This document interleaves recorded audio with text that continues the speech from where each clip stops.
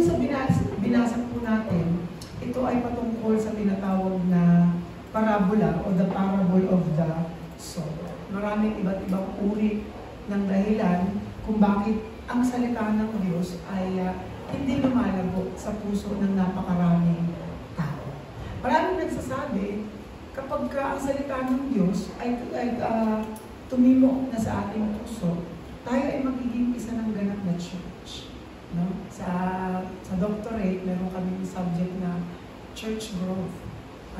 At doon sa church growth, isa sa pinaka-importanting bagay is magkaroon tayo ng tinatawag na mga members, o paano dadami ang mga members, ano yung mga strategies na kailangan natin gawin o unamaan para makahikayat ng mga tinatawag natin members. Pero sa salita ng Diyos, pinaka-main reason para masabi natin tayo ay member is malaman natin kung sino ang nananahan sa atin. Sinabi ni Jesucristo, 2 o 3 na nagkatipon sa pangalan ng Panginoong Jesucristo, siya ay nandoon sa kalagitnaan. The very first qualification pala para masabi natin na ang church ay maging church is nandoon ang presensya ng Diyos. Sabi ko nga, kung pararamihin natin ang miyembro, kahit hindi na tayo mag-preach ng mabuting balita, siguro magkaroon lang tayo ng every Sunday, meron tayong feeding program, siguro magkaroon ang church. Every Sunday, magkaroon tayo ng grocery giving, siguro magkaroon ang church. Pero ang number one qualification para masabi natin, church ang isang church, ang mabuting balita at ang presensya ng Diyos ay naroon. Kaya ganyan na lang ang sinabi ni Jesucristo na sino man ang nananahan. Hindi ba ninyo alam sa Korinto ng inyong katawan ay templo ng Diyos, ang Espiritu ng Diyos ay nananahan sa inyo. The very first qualification para tayo ay ituring na tayo ay church, tayo ay iglesia, tayo ay templo ng Diyos, it should be someone who is what? Being in you. Nasa sa iyo. Kaya naniniwala tayo sa pangako ng Diyos na ang pagpapala ng Emmanuel, yun ang totoong magdadala ng totoong iglesia. Kahit saan tayo pumunta, remember that God is with you. You are the church. Kahit ano ang ginagawa mo, saan ka pumunta, hanggat nasa sayo ang presensya ng Diyos, hindi masisira ang tinatawag na church. Kaya sinabi ni Jesus, walang makapagsasabi na bukas darating na ang kaharian ng Diyos. Naririto o naroon ang kaharian ng Diyos.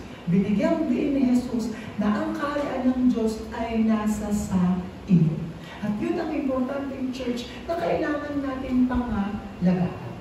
Ano ang kinakain natin sa ating church? Ano ang ipinapakain natin sa ating spiritual church? It should be the Word of God. At ngayon naman, tingnan natin, ano yung relation ng salita ng Diyos of being a good soil or having a good soil. Sabi dyan sa introduction, God's goal is to always give the genuine gospel and His abundant grace to all of His creation. Ang pinakanais ng Diyos, ang pinaka-goal niya is ibigay ang mabuting balita.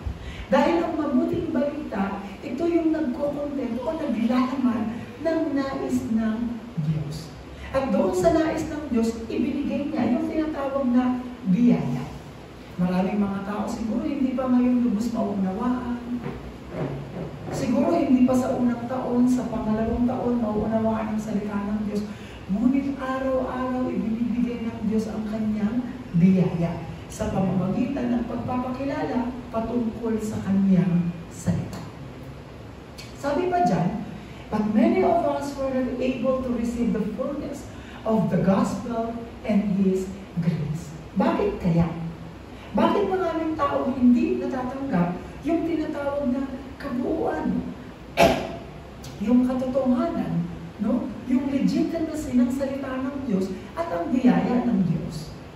No? Sabi pa dyan, that's how Satan's work is to use all the worldly resources just to snatch and steal the word of God and His grace. Paano daw kumikilos si Satanas?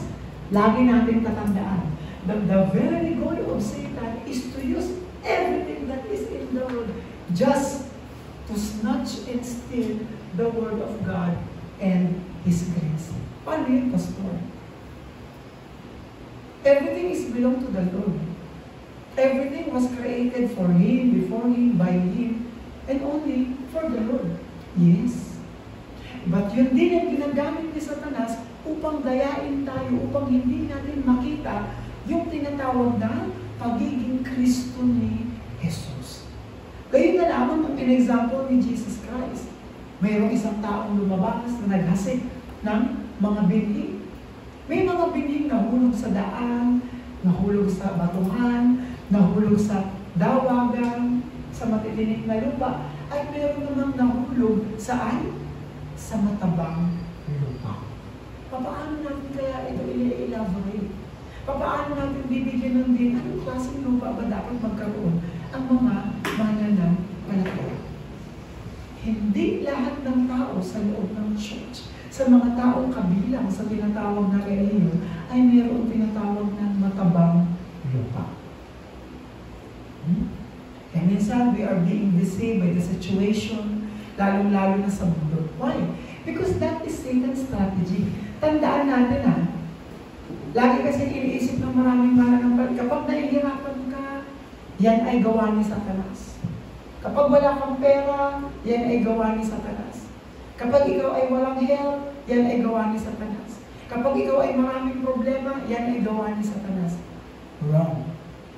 That is very wrong. Ang goal ni Satanas ay ibigay sa iyo ang lahat so that hindi ka makapag-focus sa salita ng Diyos. Even money, even job, even all these kinds of achievements in life, kayang ibigay sa iyo ni Satanas just for you not to focus on the Word and His grace.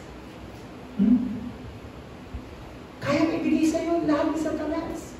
Remember that Satan is what? Masquerade angel. Siya ay isang anghel na mayroong tinatawag na maskara. Siya ay nagpapanggap na anghel ng kaliwanagan. Kaya akala natin lahat ng masama ay lagi nagagaling kay Satan, no? Hanggat maaari, ibibigay sa iyo lahat ni Satanas, lahat ng gusto mo, lahat ng nais mo, huwag ka lang tumuon sa tinatawag na salita ng Diyos. At sino ang salita ng Diyos? Si Kristo. Kuya, pwede ba natin buksan sa 2 Corinthians chapter 4, verse 4? Ano ang sinasabi diyan? This is the very goal of Satan. Ito ang hindi alam ng napakaraming mananampalataya. Akala nila, lahat ng negative laging kay Satanas. Lahat ng positive galing sa Diyos. But remember, even the negative things, we can also what? Experience so that we can live to Christ alone. Kahit ang kahirapan natin, ang karamdaman ay ginagamit ng Diyos nang sa gayon tayo ay malig sa salita ng Diyos. Sabi dito, hindi sila sumasampalataya sapagkat ang kanilang isip ay binulag ng Diyos ng kasamaan sa daigdig na ito upang hindi nila makita ang liwanag ng magandang balita tungkol sa kalwalhatian ni Kristo na siyang larawan ng Diyos. Ano daw ang goal ni Satanas? Ang goal ng Diyos ng sanlibutan ito, hindi natin makita ang liwanag ng mabuting balita tungkol kay Kristo. Dahil inilalaan tayo ni Satanas upang ma-focus ang ating paningin sa mga bagay na naaayon sa mundo at hindi naaayon kay Kristo. That's why the very battle of a Christian were their eyes fixed. Saan nakatuon ang paningin ng mga mananampalataya? Achievements?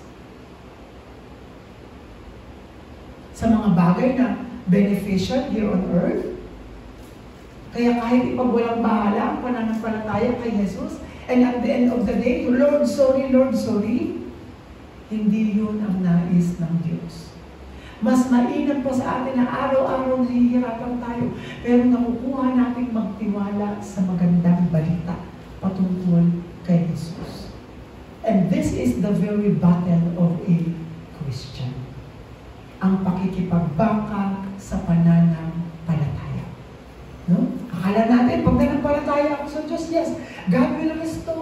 even your health, God will restore, even everything. Yes, totoo yun. Pero tandaan natin that Satan is also working same in the path of God. Ini-imitate ni Satanas ang lahat ng pamamaraan ng Diyos so that makita natin, yun pala ang nais ng Diyos. Pero hindi natin alam, unti-unti nang nawawala ang ating paningin na nakatuon kay Kristo, na nakatuon kay Jesus. Ngayon, saan kaya nahulog ang buto? Saan kaya nahulog ang binhi? Saan kaya nahulog ang seed? Sabi dyan sa number 1, sa ating merong mga buto, binhi na nahulog saan? Sa daan. Basahin natin kuya sa Mark chapter 4 verse 15. Ano ang sabi dyan? Ito ang mga binhi namang nalaglag sa daan. Ay ang mga taong nakinig sa salita ng Diyos, pagkarinig nila dumating si Satanas at inalis ang salitang inihasik sa kanila. Akala natin we are very safe. Kasi nakikinig na tayo ng salita ng Diyos. Aatin ako ng Sunday, aatin ako ng prayer meeting, aatin ako ng midweek service, and I keep on listening to the Word of God. But we don't know that Satan is always there. Kahit bago tayo manalangin, after mo makinig ng salita ng Diyos, the goal of Satan is to snatch what you have learned, is to steal the Word of God in you. Yun ang mga taong nakinig ng salita, ngunit inagaw ni Satanas ang salitang kanilang narinig. Kagaya ng mga binhing nalaglag sa daan. Hindi natin alam. Daan ng 3rd Street, pwede namang daan ng Plaridel, o kahit dating daan pa yan, kahit totoong daan. Pagkarinig nila ng salita ng Diyos, lumapit si Satanas at kinuha ang salita. Ito ang mga taong mayroong binhi na nahulog sa daan. Diligently, we can go to church. No? Especially ako. Pag nasa bahay ako, meron akong audio Bible, ang ginagawa ko, piniplay ko lang yun, kaya kahit anong ginagawa ko, I keep on hearing the Word of God. I keep on listening the Word of God. Kasi sa YouTube, meron ng mga audio Bible at downloadable ito. Pwede niyong i-save, kaya kahit na bago ka matulog, you're listening the Word of God, no? Kahit kumakain ka, nai-imprint doon ang salita ng Diyos. But then again, tayo ba ay kagaya ng daang nahulugan ng binhi at inagaw ni Satanas? Tingnan natin ang pangalawa. Sabi dito, ang mga binhi na nahulog sa batuhan. Sa mga batuhan. Sa mga bato-bato. Sabi diyan sa book of Mark 4:16-17, ano ang sabi diyan? Ang katulad naman ng mga binhing nalaglag sa batuhan ay ang mga taong nakinig ng salita ng Diyos at agad na tinatanggap ito ng may ganap. Wow! Ang sarap! Diba? Sa mga lugar na pinupuntahan natin, sa mga tao sa church, merong mga taong bato-bato. Tinatanggap ang salita ng Diyos na masaya, very happy, no? Sabi diyan, subalit hindi ito tumitimo sa kanila, kaya hindi sila nagtatagay. Ano ibig sabihin ng mga bagay na ito? May mga taong very excited when it comes to listening the Word of God. Happy pa sila, Lord, thank you, tinanggap ko ang iyong salita. But, hindi ito tumatanim ng totoo sa kanila. Hindi ito nai-imprint. Hindi ito totoong bumabaon sa kanilang mga puso't isipan at kaya hindi sila nagtatagal. Kaya pagdating ng kapighatian o pag-uusig, Dahil sa salita ng Diyos, agad silang sumusuko. No? We have different kinds of believers. We have different kinds of what? Of places where the seeds being thrown. Sino kaya? Ako kaya ito? Na tinatanggap ko ang salita, na mayroong galak, pero hindi tumatanim sa aking puso. Kaya worry is always there. Pagdating ng kapighatian, pag-uusig, dahil sa salita ng Diyos, agad silang sumusuko. Napakaraming ganitong mananampalataya. Of course, we cannot judge. Hindi natin pwedeng sabihin na yung tao na yan ay bato-bato. Ito ay daan. No? Kasi ito yung kanilang situation. Ngunit makikita natin, lalong-lalo na sa ating sarili, anong klaseng daan o binhing na hulog sa akin? Anong klaseng sisidlan mayroon ako? Kaya sa number 3, sabi diyan, meron namang mga binhi na nahulog saan? Sa matitinik na lugar. Dahawagan. Anong ibig sabihin nito? Sa book of Mark, sa verse 18 and 19, sabi diyan, ito naman ang katulad ng mga binhing na laglag sa may matinik na halaman. Ano ba yung mga halamang matitinik? No. Bugambilya. Yung matitinik yun. Bugambilya yung may kulay pink, may kulay white. No? Mga matitinik yun. Ano pa? Roses. Ano pa yung mga matitinik? Cactus. No? Iba't ibang uri ng mga halaman na mayroong mga matitinik. Sino daw sila? Sila ang mga taong nakikinig ng salita ng Diyos, ngunit dahil sa alalahanin sa buhay na ito, pagkasilaw sa salapi, o kaya'y pagkahumaling sa ibang mga bagay, ang salita ay nawawalan ng puwang sa kanilang puso.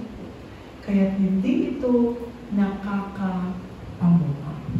Ang daming iba't ibang uri ng sisidlan ng tao. Maraming iba't ibang uri ng lalagayan ang puso ng tao. At sinasabi dito sa parabola ng paghahasik ng binhi, ang iba't ibang uri ng sisidlan ng tao. Ito naman ay sa matinik. Ano daw ang reason kung bakit hindi nakapamunga? Sila yung mga taong nakapakinig. Kaya lagi namin ini-insist, ang mabuting balita ay welcome sa lahat ng tao. Pero hindi lahat ng tao ay welcome pagdating sa pag-imprint ng mabuting balita. Maraming mga tao, they really want to go to church, no? Especially, we are inviting them, at masaya sila, ina-invite ako. Pero, what kind of attitude meron sila when it comes of receiving the word? Sila ba ay katulad ng daan?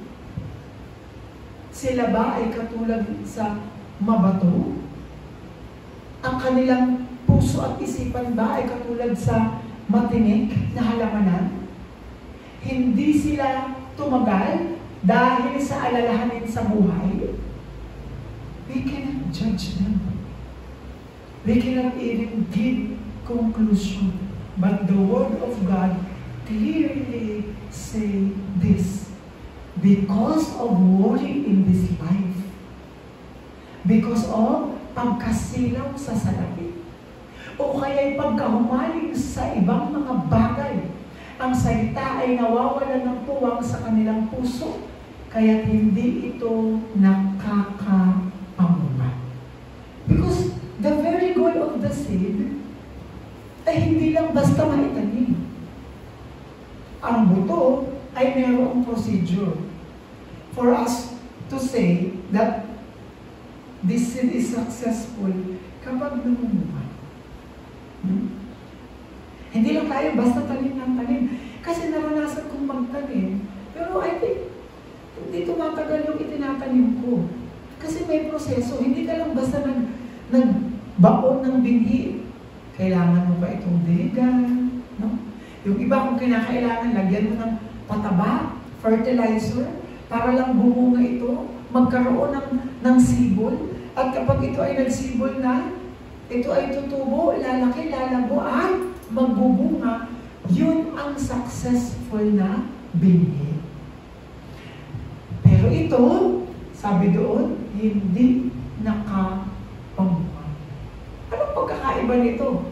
Sa buto, sa binhing nalaglag sa daan, sa batuhan, at sa matinig na halaman, since silang hindi lumago at hindi nagbunga. Ganun din ang buhay mananampalataya ng tao. The Word of God is perfect. The Word of God is complete. Pero hindi lahat ng sisidlan tama ang pagkakatanggap sa salita. Why? Kasi instead na maniwala sa Diyos, instead na ibigay ang buong pagtitiwala, halos lahat tayo nadadala ng aalalahanin sa buhay. Ano kayang ulam mamaya? Ano kayang alalahanin natin bukas? Saan kaya ako pupunta bukas? Ano kayang bibilin ko bukas? Saan kaya ako kukuha ng pera? Ano kaya ang magiging trabaho ko? Ano kaya ang mangyayari sa buhay ko? Maaaring tayo ay nagkaroon ng pagkasilaw sa salapi o kaya ay pagkahumaling sa ibang mga bagay. Kaya mas binibigyan ko ng panahon ang ibang bagay kaysa sa aking buhay pananampalataya. Kamusta ang ating sisidlan? Ano ang laman ngayon ng ating sisidlan? Sabi dyan sa pang-apat at panghuli, seed on the good soil. Ito ang binhing nalaglag sa mabuting lupa. Matabang lupa. Kuya, sabihin mo nga, matabang lupa. Matabang lupa. Hindi matabang ham, matabang na lupa. Baka matabang na lupa ay yun. Matabang lupa. Sabi diyan sa verse 20 ng Mark, ito naman ang katulad ng mga binhing nalaglag sa matabang lupa. Sino kaya sila? Sila ang mga taong nakikinig at tumatanggap sa salita ng Diyos at namunga ng masagana. May tig-30, may tig-60 at may tig-100. This is church. Tayo. No? Again, this is not literal ha, baka mamaya literally church. Pwede literal na church, pag dami ng members, but I don't think so. Ang isinasaad dito is on how we are what? Excited to bring this seed outside. The real Christian life ay wala sa loob ng church. The real Christian life is when we go out to the field, we preach the gospel, at yung gospel na ito ay tumutubo sa puso ng mga tao. It is not really necessary na kapag gano'n ay magtatayo ka na ng tinatawag natin physical church. Kahit mga classmate mo, that is church. Yung mga kaibigan mo, kasama mo sa gimikan, that is also church. Kung matataniman lang sila ng binhi.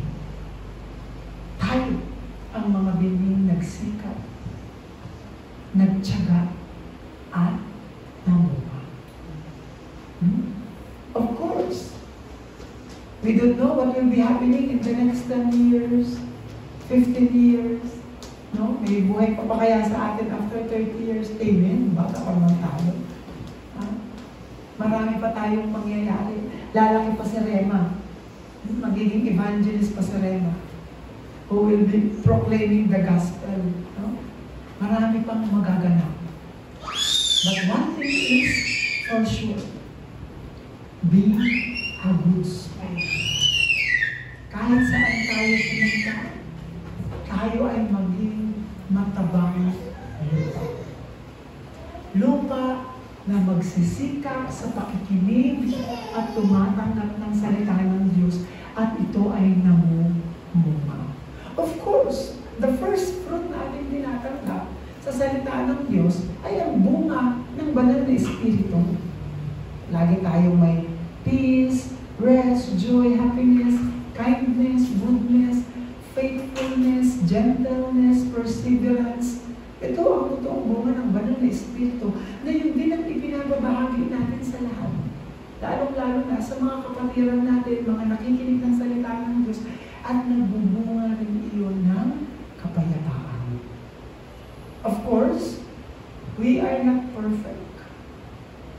Natutuyuan din tayo, no? Nauubusan din tayo, napupuno din tayo at normal na minsan na ilalabas natin ito sa pamamagitan ng pagsigaw, no? Minsan, no? Namumura natin ang dapat mamura, ngunit minamahal pa rin ang mga taong mahal sa buhay.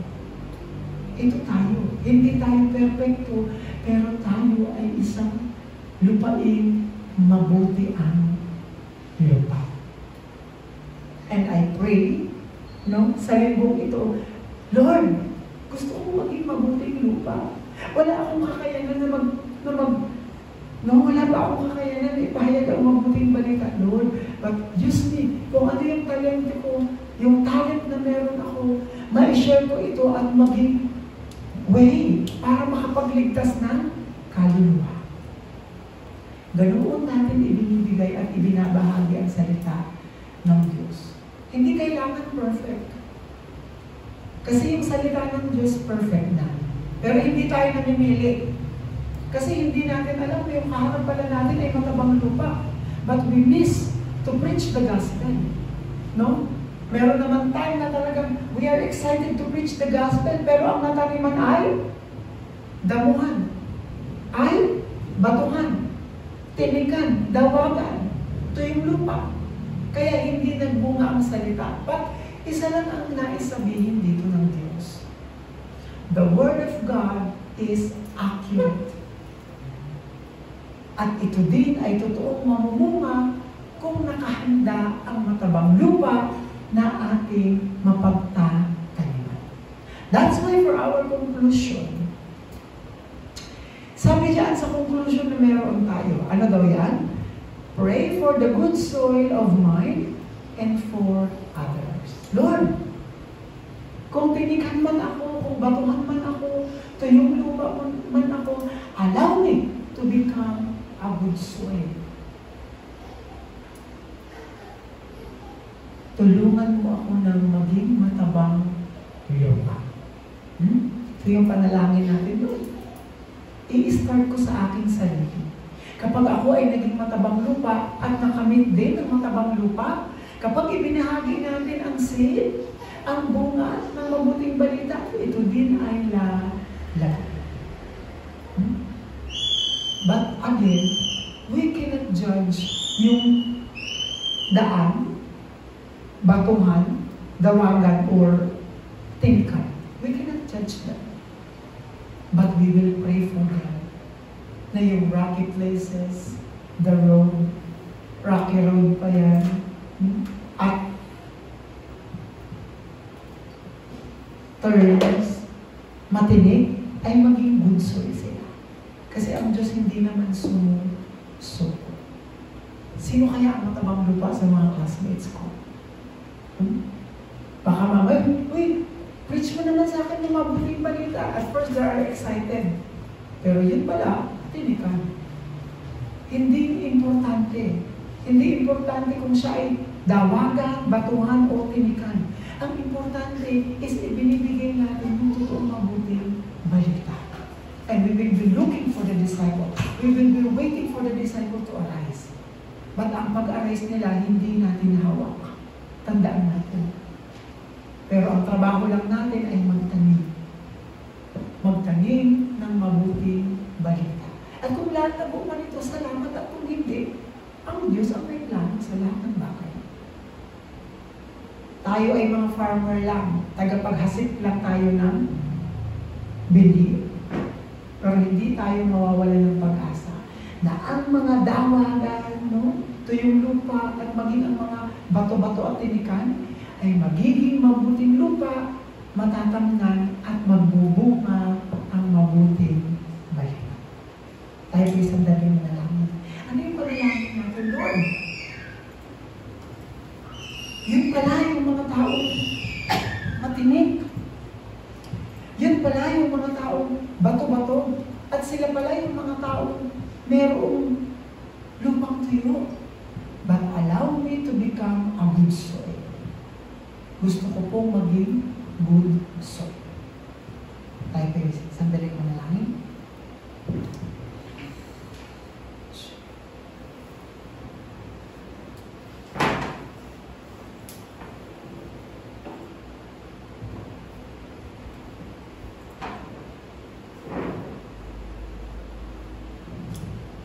Hallelujah! Salamat Panginoon sa patuloy na pagbibigay mo sa amin ng kaunawaan. Sa pamamagitan ng paramula na itunuro mo sa mga tao, gayon din sa mga disipulo, kami ay may mga matamang lupa. At dalangin namin Panginoon na ang salitang ito ay tumubo ng bago, magbunga, na maipapahayag din namin sa iba. Tulungan kami na maging matyaga at hindi maging mainipin sa pagbunga ng mabuting balita. The real goal that you have given us is just to preach the Word of God. Ibahagi ang binhing ito at makakita kami ng mga disipulo na meron ding matabang lupa na willing maghintay sa paglago at pamumunga ng mabuting balita. I-bless mo po ang salita na aming tinanggap, maging daluyan ito ng kalakasan, pisikal at spiritual, at ang spiritual na mata na meron kami ay mabuksan upang makita ang matatabang lupa, mataniman ng mabuting balita. Salamat po at minamahal ka namin. Ito po ang aming panalangin sa pangalan ni Jesus. Amen. Palakpakan po natin ang Panginoon.